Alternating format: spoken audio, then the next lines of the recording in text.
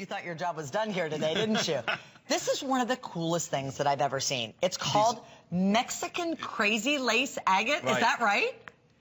Yeah, it is crazy so lace, neat. Brand rose new. quartz and carnelian. And again, brand new. Wow. Nobody's ever seen this. Life is about color. These are truly one-of-a-kind pieces. I'm really excited about this. And we've got all the matching accessories. First time I've ever done this material, and actually the first time I've ever made these color combinations. So this is really a win-win-win-win all the way down the road. And it's also, these are going to be the only presentations that you're going to see on it in the day. Here's the necklace, the pendant. Look at how cool that is. Mexican Crazy Lace. Okay, and what a great name. The reason that they call that crazy lace is because of the lacing in the material, and it's an agate, okay?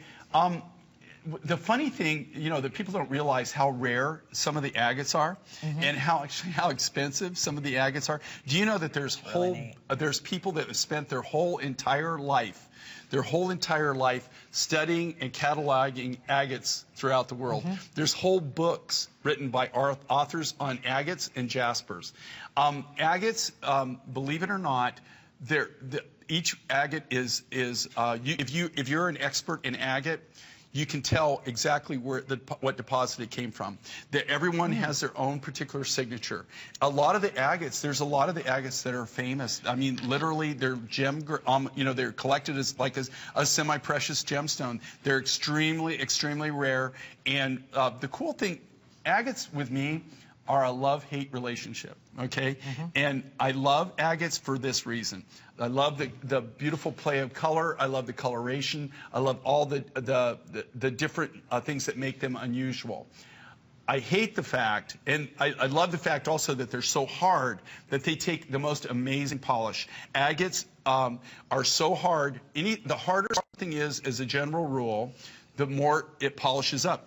Hence, like diamonds, right? The harder the material, the general rule of thumb, the higher the polish it'll take. Here's the downside to that. The harder the material, you have to even cut it and polish it with even a harder material.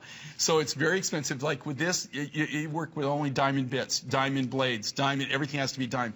When you polish this, it's the same thing. You take it down with diamond grits, and then you put, like the final polish on this, we use a hard, we take natural sapphires and they grind it into a really fine, like a dust powder. And it's a dry finish is how they do it. And that's how this particular, because if you try to use a normal polishing process that we do, it's not hard enough. It'll bust it, right? It won't bust it. It won't do anything. Oh. The agate's harder. All right. So you have to have something harder than the material that you're polishing to polish with it. And look how different each and every single one of these pieces are. There's no two of these that will be identical. And then you have rose quartz in there. You also have the carnelian, which is that bright, bold red. Right. So then is it the crazy lace agate that's around in the beads in the necklace too? So you've got crazy lace agate and you've got carnelian. So all the beads are cut from this. It's all mixed. So you've got carnelian. This is from Africa. Now here's the real that's the big bold point. red at the top, right? Yeah. Okay. That's the orange colored cabochons. Okay.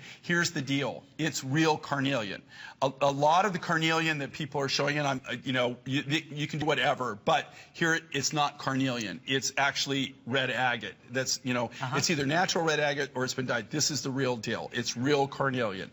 So you have real carnelian. You got this beautiful rose quartz that comes out of Africa. Some of this actually came from Africa. Some of it actually really came from Madagascar, which is in Africa. It's off the coast of Africa.